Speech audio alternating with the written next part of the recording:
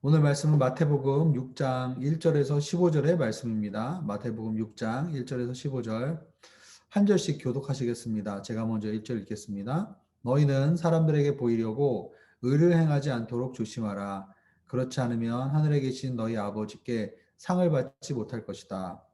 그러므로 가난한 사람을 구제할 때는 위선자들처럼 사람의 칭찬을 받으려고 회당과 거리에서 나팔 불며 떠들지 말라.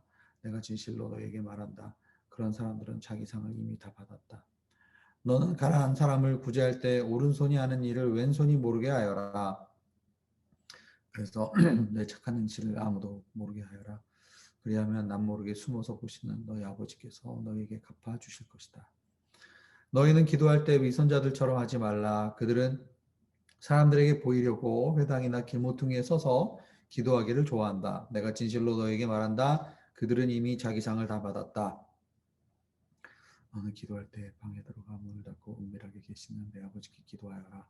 그러면 은밀하게 계셔서 보시는 내 아버지께서 내게 갚아주실 것이다. 또 기도할 때는 이방 사람들처럼 빈말을 반복하지 마라. 그들은 말을 많이 해야 아버지께서 기도를 들어주실 거라고 생각한다. 너희는 이방 사람들처럼 기도하지 말라. 너희 아버지께서는 너희가 구하기도 전에 무엇이 필요하신지 아시는 분이시다. 그러므로 너희는 이렇게 기도하라. 하늘에 계신 우리 아버지, 주의 이름을 거룩하게 하시며 주의 나라가 임하게 하시고 주의 뜻이 하늘에서와 같이 땅에서도 이루어지게 하소서. 오늘 우리에게 꼭 필요한 양식을 내려주시고 우리가 우리에게 죄 지은 자를 용서하는 것 같이 우리의 죄도 용서해 주소서. 그리고 우리를 시험에 들지 않게 하시고 악에서 구하소서.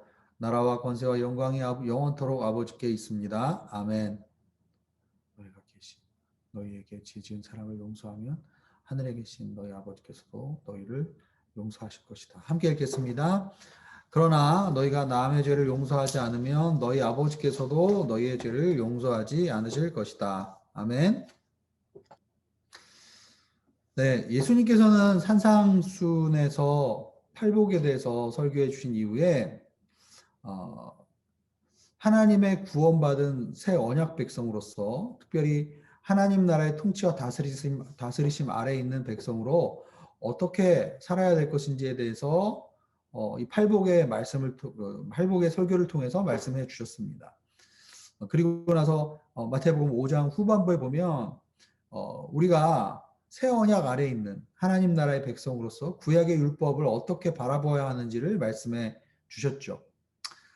예수님은 구약의 율법을 폐하러 오신 분이 아니라 구약의 율법을 무시하거나 경히 여기시는 분이 아니시다라고 지난주에 우리가 말씀을 들었습니다. 구약의 율법을 이루시고 완성하시고 성취하시는 분이 바로 예수님이시다라고 하셨죠. 결국은 우리의 문제는 무엇입니까? 율법은 우리의 삶에서 기준이 되고 또 율법을 통해서 우리가 죄인임을 깨닫고 그리고 율법을 통해서 결국은 구원자가 우리에게 정말 필요하다는 것을 율법을 통해서 우리는 알게 됩니다. 결국은 율법을 통해서 우리가 율법을 지킴으로 구원을 받을 수는 없습니다. 그것이 우리의 문제죠. 그러나 율법은 결국은 구약의 말씀들은 결국은 결론적으로 말하면 예수 그리스도를 가리킨다라고 할 수가 있어요. 우리에게 구원자가 필요하고 메시아가 오신다라는 것을 구약은 우리에게 이야기하고 있어요. 그리고 예수님이 이 땅에 오셨죠. 우리를 정죄했고 또 우리를 죄 아래 가두었고 또 우리에게 구원자가 필요하다는 것을 알려주었던 그 말씀이 육신이 되어 우리 가운데 오셨습니다. 그래서 요한복음에서는 말씀이 육신이 되어 우리 가운데 거하심에 은혜와 진리가 풍성하다라고 했어요. 그분은 우리에게 임마누엘의 하나님으로 우리 가운데 오셨습니다. 우리 안에 오셨고 우리와 함께 하시고 또 예수 그리스도를 믿는 자마다 우리가 주님의 자녀가 되고 영생을 우리가 얻게 됩니다. 그리고 예수 그리스도를 믿음으로 말미암아 구약의 에스겔서에서나 예레미야에서 말씀하신 구약의 그 새 언약에 대한 약속이 우리 가운데 이루어지기 시작합니다. 즉 말씀이 예전에는 나의 밖에 있었고 겉의 기준이었다면 이제는 율법이 내 안으로 들어오십니다. 하나님께서 내 안에, 내 마음 안에 말씀을 쓰시고 내 안에 하나님의 새로운 딱딱하게 돌처럼 굳은 마음을 부드러운 마음으로 제어해 주시고 예수 그리스도께서 내 안에 들어오심으로 하나님의 율법이 내 안에서 이제 쓰여지기 시작한다라고 말씀하셨어요. 그래서 어떻게 보면 구약과 신약의 관계를 우리가 생각할 때 구약의 말씀은 분명히 우리에게 하나님의 말씀이며 중요한 말씀입니다. 그러나 구약의 율법은 우리에게 그림자고 모형이라고 얘기를 했어요. 실제이신 그분께서 실제로 그 율법을 더 구체적으로 완벽하게 우리에게 보여주시고 알려주시고 해석해 주셨습니다. 그래서 산상순 마태복음 5장 후반부에 보면 겉의 행위보다 내면이 중요하다는 것을 우리에게 가르쳐 주십니다. 우리가 겉으로 말씀을 지키는 행위보다 먼저 중요한 것은 우리 안에 내면의 마음의 동기가 바뀌어야 한다는 것을 알려주셨어요. 그리고 나서 예수님께서 뭐라고 하셨냐면 너희들의 의가 바리새인이나 서기관의 의보다 낫지 아니하면 결코 하나님의 백성이라고 할 수가 없다라고 하셨어요. 어제 우리가 큐티 본문을 우리가 볼 때 정말 바리새인들이 오른뺨을 친다라는 것은 이제 이 유대인의 풍습 가운데 결국은 이 뺨을 돌려친다는 것은 더 이상 참고 못 참아서 결국 그 사람에 대해서 이제 마지막으로 저주를 하는 행위라고 합니다. 그런데 구약의 율법은 거기까지예요. 우리의 본성으로는 율법을 지키는 데에는 거기까지입니다. 참고 또 참고 그래서 저 사람을 계속 참다가 결국은 맨 마지막에 저 사람이 내 말을 듣지 않으면 결국은 뺨을 때리고 절교를 선언하고 저주를 퍼붓는 거죠. 그게 바리새인의 의고 서기관의 의입니다. 그런데 예수 그리스도의 제자 하나님 나라의 백성은 그거를 뛰어넘죠. 왜냐하면 예수님께서 우리 안에 사시기 때문이에요. 예수님께서 우리 안에 함께 사시고 예수 그리스도의 생명이 우리 안에 있기 때문에 우리는 그것을 뛰어넘어서 원수를 사랑하고 그리고 뺨을 치면 다른 쪽 뺨을 돌려대는 그러한 사랑의 경지까지 갈 수 있다. 우리의 힘으로는 절대로 할 수 없는 것이죠. 그러면서 맨 마지막에 마태복음 5장 맨 마지막 부분에 뭐라고 주님께서 말씀하시냐면 그러므로 하늘에 계신 너희 아버지가 온전하신 것 같이 너희도 온전해야 된다. 네, 온전해야 된다. 영어 성경으로 보면 perfect라고 합니다. perfect.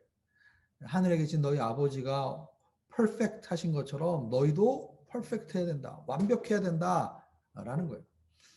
우리가 생각할 때 그러면 예수 그리스도를 믿는 자들은 진짜 퍼펙트한 삶을 살아야 되는가? 퍼펙트하다는 건 뭐예요? 죄를 짓지 않는다는 거죠. 하나도 죄를 짓지 않아야 된다라는 그러한 뜻으로 우리가 이해할 수가 있어요. 그러나 사실 원어상으로 보면 이것은 퍼펙트라기보다는 성숙이라고 해석하는 것이 맞습니다. 하늘에 계신 너희 아버지께서 우리를 대하실 때 성숙하게 온전하게 해주셨기 때문에 너희도 그리스도 예수 안에서 온전하고 성숙한 사람이 되라. 우리가 예수 그리스도를 믿고 구원받은 이후에 그 이후에 구원받은 삶, 그 이후의 삶을 우리가 무시하거나 그 위에 아무렇게나 막 살아도 된다는 얘기가 아닙니다. 하늘에 계신 그 아버지의 그 온전하심을 우리가 계속적으로 따라가고 그리고 주님의 그 성령의 인도하심을 따라서 성령의 능력을 따라서 우리 안에 살아계신 예수 그리스도와의 사귐과 교제를 통해서 우리는 지속적으로 예수님을 닮아가는 삶을 살아야 한다는 거죠. 하나님의 계명을 지키고 주님을 따라가는 삶을 살아야 한다라고 이야기를 하고 있는 겁니다. 자, 이제 오늘 마태복음 6장으로 넘어오게 되는데 마태복음 6장에서 주님은 우리에게 어떤 말씀을 하십니까?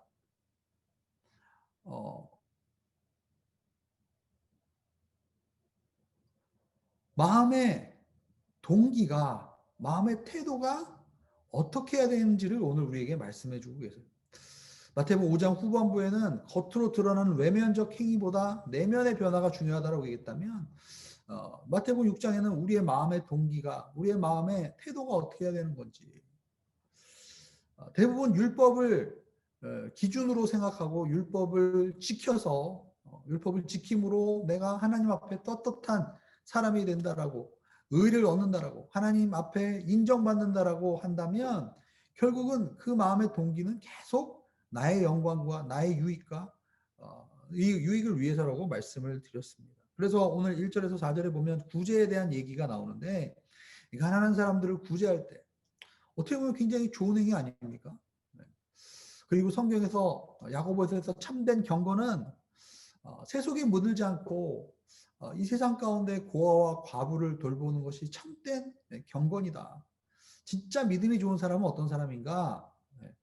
교회에서 봉사도 하고 성경 공부도 많이 하고 또 기도도 많이 하고 이러한 사람이라고 볼 수 있지만, 성경에서의 기준은 고아와 과부를 세속에 물들지 않고 환난 가운데 돕는 것이 진정한 경건이라고 얘기했어요. 자, 그런데 여기서 이렇게 구제를 하는 것, 가난한 자들을 돕는 것이 좋은데 그 마음의 동기가 어떠해야 하느냐에 대한 문제입니다. 내가 인정받고 내가 칭찬받기 위해서가 아니라는 거죠. 구제를 구약에서도 장려했고, 그리고 신약에서도 가난한 자와 이방인과 과부와 고아를 돌보는 것을 중요하게 생각합니다. 그러나 중요한 차이가 있어요. 구약에서의, 구언약에서의 차이와 새 언약에서의 차이점은 뭐냐? 내가 하나님을 믿는다라고 하면서 여전히 내 마음의 보좌에 내 자기 스스로가 앉아 있는 사람이 있고, 내가 내 마음의 보좌에서 내려와서 십자가의 은혜를 경험한 사람은 예수 그리스도께서 내 마음의 중심 속에서 좌정하고 계시고 내 마음의 보좌에서 다스리고 계시다는 거예요. 그래서 어떠한 행위를 할 때 내가 하느냐, 내가 주인이 돼서 하느냐, 아니면 주님께서 주인이 되셔서 나의 삶을 다스리시고 나는 그 주님의 다스리심 아래 있느냐, 주님의 영광을 위해서 하느냐의 차이입니다. 5절에서 8절에도 보면 기도에 대한 이야기를 합니다. 기도.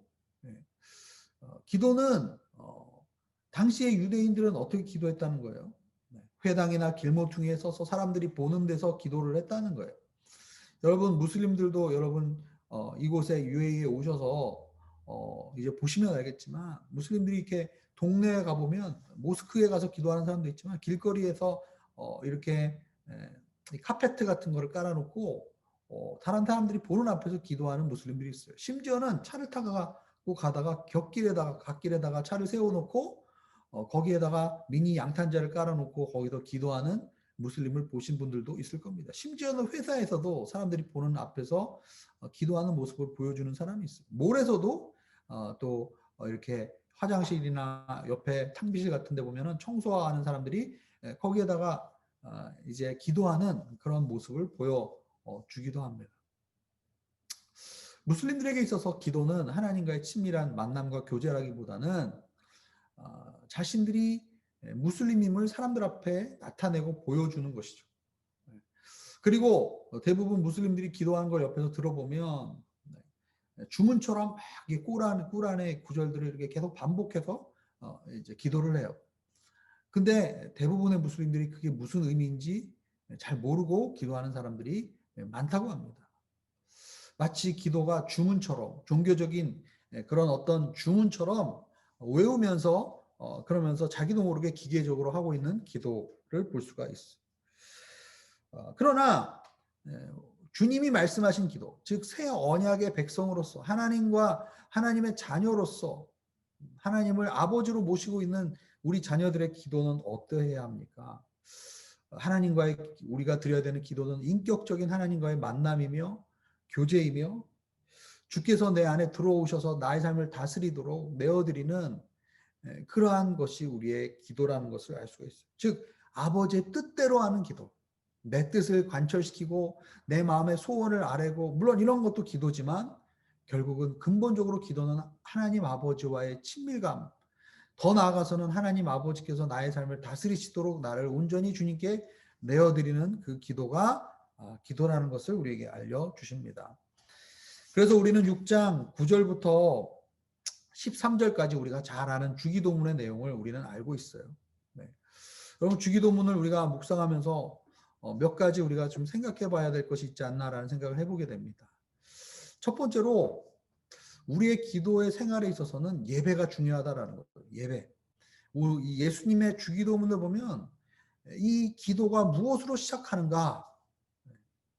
기도할 때 예배로부터 시작이 된다는 거예요.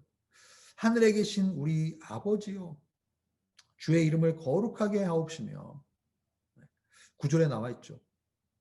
여기서 그 아버지는 그냥 종교적으로 형식적으로 시작할 때 이렇게 외우는 주문이 아니라 하나님을 나의 아버지라고 고백했어요. 하나님이 그냥 창조주, 하나님이 그냥 이 땅을 다스리시는 통치자, 하나님이 이 땅을 심판하시는 심판자가 아니라 하나님이 우리의 아버지가 된다라고 고백하는 거예요. 여러분 기도의 목적은 하나님과의 친밀한 교제와 만남입니다. 우리의 필요를 채우시고 우리와 함께 하시며 우리를 안아주시고 우리와 사랑의 교제를 나누기를 원하시는 그분을 우리는 아버지라고 고백하며 주께 나아가는 것입니다. 기도의 목적은 하나님과의 친밀한 관계를 맺는 것이 기도의 목적이죠. 그래서 하나님 아버지의 이름을 높여드리고 주님을 찬양하는 기도로 주께 나아가는 겁니다. 두 번째로 주기도문에 나와 있는 기도는 우리가 생각하기에 이 주기도문은 그냥 개인적으로 하나님 앞에 기도할 때 드리는 기도라고 생각하는데 이 기도에 보면 다 우리 아버지 그리고 우리에게 필요할 양식을 주시고 우리가 우리에게 죄 지은 자를 용서하는 것 같이 우리의 죄를 사하여 주옵시고 우리를 시험에 들지 말게 하옵시고 계속 우리라는 표현이 등장합니다. 이것은 두 가지 의미가 있어요. 두 가지 의미가 있어요. 우리라는 기도는 첫 번째는 우리가 예수 그리스도와 함께 유업을 이을 자다. 로마서 8장 17절에 보면 우리가 주님과 함께 유업을 함께 나눌 자다. 우리가 기도할 때 우리는 아버지 하나님과 예수 그리스도 독생자 그분이 나누셨던 그 관계, 그 기도 안으로 함께 들어가는 거예요. 그 교제 안으로 함께 들어가기 때문에 우리라고 이야기하는 것입니다. 두 번째는 우리의 모든 신앙생활은 개인적으로 이루어지는 것이 아닙니다. 우리가 믿는 복음은 우리가 믿는 하나님은 함께 공동체 안에서 신앙생활을 하는 것입니다.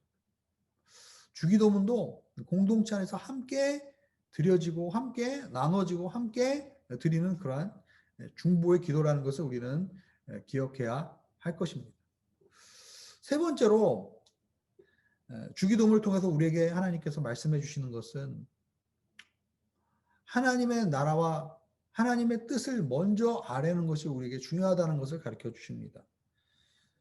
10절에 보면 주의 나라가 임하게 하옵시고 주의 뜻이 하늘에서 이루어진 것처럼 땅에서도 이루어지게 하소서. 여기서 말하는 하나님의 나라, 바실레아라는 뜻인데 이 바실레아, 하나님의 나라는 하나님의 통치, 하나님의 다스리심을 의미하죠.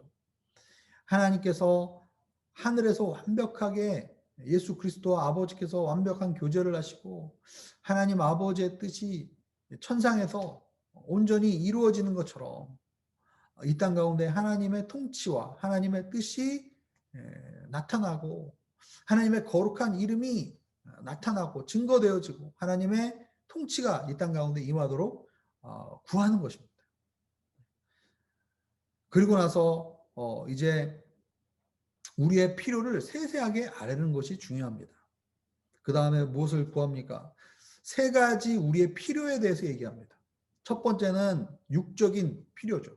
우리에게 일용할 양식에 대한 우리의 필요를 주님께 구체적으로 아뢰는 것이고 두 가지 필요는 우리의 영적인 필요입니다. 첫 번째는 용서에 대한 우리 안에 영적인 필요가 있고 또한 두 번째는 우리가 시험에 빠지지 않도록 해달라는 그러한 영적인 우리 안에 갈급함, 우리의 필요가 있어요. 주님은 우리가 우리의 필요를 가지고 하나님께 나아가는 것에 대해서 꾸짖지 않으십니다. 우리의 필요를 구체적으로 아뢰고 주님께 그것을 세세하게 기도하는 것을 기뻐하시고 그리고 그 기도의 제목을 우리가 아뢰 때 우리는 그것을 세세하게 알으면서 하나님과 더 친밀한 만남과 관계 가운데로 들어가게 되는 거예요. 여러분, 때로는 하나님이 기도의 응답을 천천히 주시는 경우가 있어요. 그것을 통해서 우리는 무엇을 깨닫습니까? 왜 이 기도가 응답되지 않는가? 이런 결과에 중심을 두기보다는 계속 그런 기도를 제목을 가지고 기도할 때 우리가 함께 우리가 좀 생각해 봤으면 되는 거예요. 내가 하나님의 뜻대로 정말 기도하고 있는가? 내가 정말 이 기도의 필요들이 세세하게 하나님 앞에 더욱더 구체적으로 기도의 제목들이 바뀌고 있는가? 나의 기도의 제목이 그냥 내 생각에 머물러 있는가? 아니면 하나님의 뜻 가운데 기도의 제목이 점점 하나님께로 더욱더 구체적으로 아뢰어지고 있는가? 이런 부분들을 함께 우리가 생각해 보기를 원합니다. 그 다음에 맨 마지막에 14절과 15절에 보면 우리가 이렇게 주님께 기도하고 주님과 교제하고 주님께 나아갈 때 정말 올바른 마음의 동기와 태도로 주님께 나아가야 되는데, 그렇게 하기 위해서 우리에게 필요한 것이 뭐냐면 죄 용서와, 그리고 그 죄 용서를 다른 사람에게 용서하는 것을 통해서 아버지께서 우리를 용서해 주시는 것에 대한 그 필요를 우리가 또한 다시 한번 알게 되는 것이죠. 마태복음 18장에 보면은 주님께서 18장 15절에서 20절에 보면은 사람의 죄를 용서하는 그러한 내용에 대해서 이야기를 하고 나서, 그리고 나서 두세 사람이 내 이름으로 모인 곳에 나도 너희와 함께 한다라고 얘기하고 있어요. 그리고 나서 예수님께서 18장 21절부터 이제 1만 달란트 빚진 자와 그리고 나서 이제 그 동료의 조그만한 빚도 갚지 못하는 그 사람의 모습을 보여주십니다. 즉 우리의 기도와 뭐가 연결되어 있다는 거예요? 우리가 마음속에 형제에게 불편한 마음이 있거나 형제를 용서하지 못하는 마음이 있을 때 우리 가운데 기도가 잘 주님께 상달되지 못한다는 거예요. 그래서 주님 뭐라고 했어요? 너희가 제사를 드리기 전에 형제와 마음이 불편한 것이 있다면 그 제사를 드리기 전에 먼저 그 형제와 화해를 하고 제단으로 나오라고 말씀을 하셨어요. 근본적으로 우리는 주님의 1만 달란트 엄청나게 큰 그 빚을 탕감받은 자인데, 우리는 여전히 조그만한 것에 대해서 그 사람들을 용서하지 못하고 있다라는 거예요. 그렇기 때문에 정말 우리가 내 주변의 사람들을 용서할 때 주님의 그 용서가 내 안에서 온전히 이루어지고 있다는 것을 우리가 알게 되는 거죠. 결국 우리가 기도할 때 우리의 마음의 중심이 어디에 있는가? 하나님의 은혜에 기반해서 내가 용서할 수 있는 그런 마음인가? 아니면 아직도 내 마음의 중심이 내 중심적으로 내가 원하는 대로, 그리고 내가 사랑하는 사람만 지금 내가 품고 하고 있는가? 결국은 주님은 우리 기도를 통해서 나의 마음의 중심이, 나의 마음의 보좌가 어디에 있는지를 보기를 원하고 계신 것이 아닌가라는 생각을 해보게 됩니다. 자, 오늘 이 시간에 함께 우리가 기도하며 나갈 텐데, 오늘은 좀 특별하게 기도의 시간들을 좀 여러분과 함께 갖기를 원합니다. 5가지 기도의 영역들을 가지고 우리가 함께 기도할 텐데요. 첫 번째로 이 시간에는 우리가 각자가 지금 자신의 자리에서 먼저 우리의 입술의 고백을 통해서 우리가 하나님을 예배하고 우리 하나님을 아버지라고 고백하고 하나님의 이름이 거룩히 여김을 받으시길 원합니다. 이렇게 우리가 잠시 이 시간에 눈을 감고 하나님의 이름을 높이고 찬양하는 기도를 주님께 각자가 이 시간에 올려드리도록 하겠습니다.